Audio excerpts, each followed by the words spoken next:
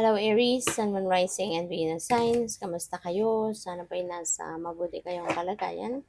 Welcome back po sa Star Tarot at kung bago kayo dito, welcome din po kayo. Please subscribe, like, share my videos, and leave me a comment po kung naka-resonate po kayo. Thank you!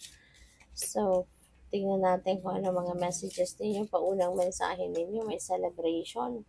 So, kung ano man ito na isa-celebrate ninyo sa ngayon, deserve ninyo yan na i-celebrate. Deserve ninyo yung ang tawag dito, ipagbunyi or be proud, no, of who you have become or kung ano man ang naging, kung ano man itong napagtagumpayan ninyo, 'di ba? Deserve ninyo yan na i-celebrate yan, na ipagsaya yan, okay?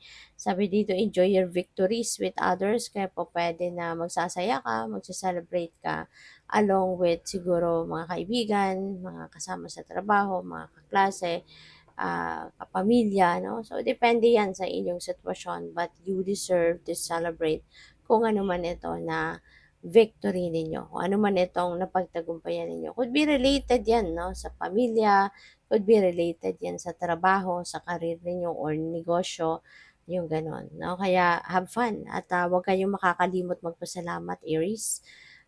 Don't forget, no, to be grateful for this blessing, kung ano man itong victory ninyo. Okay? So, we have luck. Something is hidden or locked. So, it's either kayo yung may sinisekreto sa iba or someone is keeping a secret from you. No? So, po, pwedeng ganun ang ganap dyan. But eventually, wala naman sikretong hindi nabubunyag, diba? Kaya kung ano man yan na sinisekreto sa inyo, madidiscover mo din yan.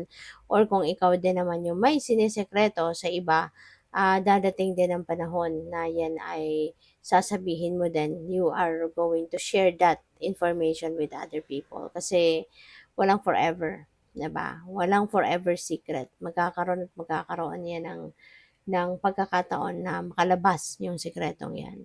So, we have leisure, remain lighthearted. Okay? Deserve mo naman yan. Lalo-lalo na nagaling ka sa tagumpay. Kaya, kailangan mo din na to spend, some kind of leisure time para sa sarili mo. Okay? So, what else? We have soulmate. Someone from your soul tribe is coming in. So, makikilala mo na ngayon yung inyong soulmate. At ang soulmate na ito, Aries, hindi ito necessarily nakarelasyon mo lang, no? Romantic relationship.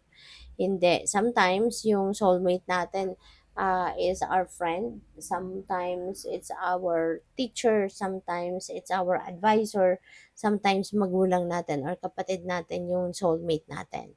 But, yeah, in this case, no, makikilala mo na yung inyong soulmate. So, pwedeng ito magiging kaibigan mo, magiging advisor mo, magiging jowa mo, no? Depende sa inyong sitwasyon. But yes, a soulmate, no? A soul tribe is, kumbaga, merong ipapadala na, no? Na soulmate mo. So, what else? We have nurture, water your garden. Okay, alagaan mo ang inyong sarili. In other words, kasi baka mamaya, lagi ka na lang busy sa kung ano-anong mga bagay-bagay. Maybe you are busy working, mga ganyan, pag-aasikaso sa pamilya, sa mga responsibilities mo, sa mga obligasyon mo. Pero baka nakakalimutan mo yung inyong sarili. Okay? Kaya this is sa inyo. Paalala ito sa inyo na water your garden, give yourself an opportunity, 'di ba? Para na maalagaan mo yung iyong sarili. Bigyan mo ng time yung sarili mo na makapag-chill, 'di ba? Makapagpahinga. Minsan mag-meditate ka kasi that is going to help you in a big way. Kasi kapag nagme-meditate tayo, nagkakaroon tayo ng time para ma-declutter natin yung isip natin, mapagpahinga, no, yung isip natin, yung katawan natin at the same time. Okay? So, what else? We have slow and steady. Ayan, patience is key. Okay? Kaya kahit mabagal man ang takbo ng buhay, mabagal man yung progress ninyo, ang importante, 'di ba? Sigurado ka na ikaw talaga ay magpo-progress. Sigurado ka na may papupuntahan 'no, yung ginagawa ninyo.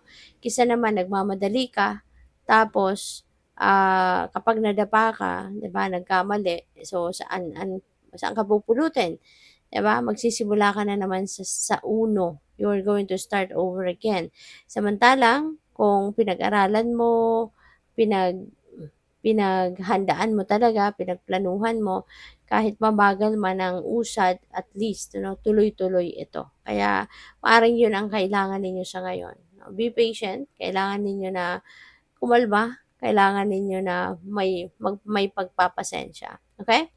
So what else? We have gossip, ayan, words spread fast. Kaya mag-iingat kayo sa mga taong, alam mo na, ah, walang magawa kundi magchismis, no? Mag-iingat kayo. Huwag kayong mag-share ng basta-basta. Mga importanteng impormasyon about you, about your trabaho, pamilya. So, mag-iingat kayo. Huwag kayong masyadong mag-share ng kung ano-ano, lalo-lalo na mga mahalagang impormasyon or mahalagang bagay with these people, no, na may tendency na magmarites. Kasi you never know kung saan ka dadalhin, no, ng chismis na yan or kung ikaw ay ipagchichismis. So, what else? We have test, look for a divine test. Ayan. So, pwedeng may test, no, na gagawin ang universe kung gaano ka katibay, gaano ka tatag, gaano ka naninindigan sa pinaniniwalaan mo or sa pangako mo, commitment mo sa sarili mo or sa ibang tao. So there could be a test para sa iyo. So baka merong mga temptation na pwedeng dumating, 'di ba? Bilang test 'yan sa iyo. Kaya ayun, so alam mo na kung ano man ang gagawin, 'di ba? Kung kunyari meron kang pangako, "Ay hindi ko na 'to gagawin, hindi ko na 'to muling gagawin, hindi na ako, gagawa ng ganito." 'No, nag-ano ka, nagtiwala, tawag dito, nag-promise ka sa sarili mo, then panindigan mo talaga, 'di ba? Kasi there could be a test, sa ngayon para sa'yo kung gaano ka katatag. So, at na hindi ka magpapadala sa mga temptation. So, we have detour. There is a change in the course, no?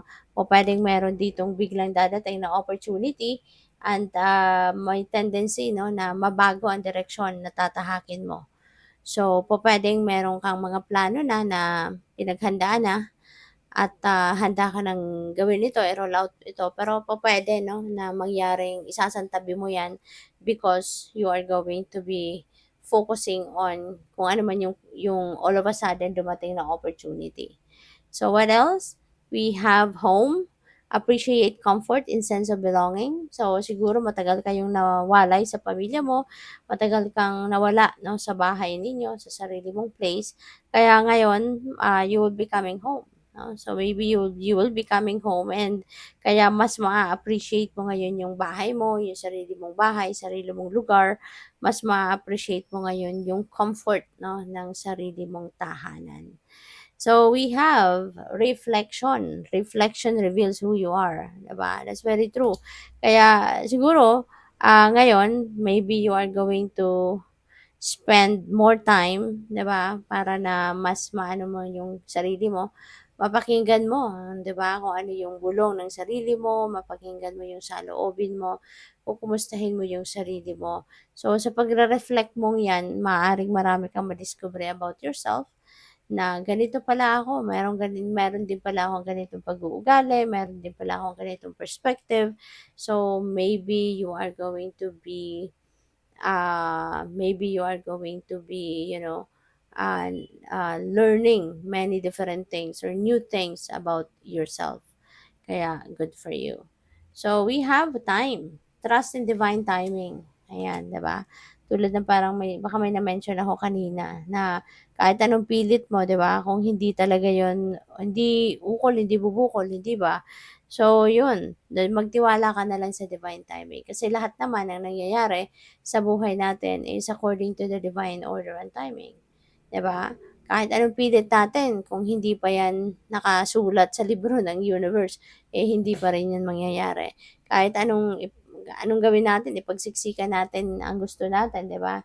If it's not for your best interest, if it's not for your highest good, it won't happen. Hindi 'yan papayagan ng universe.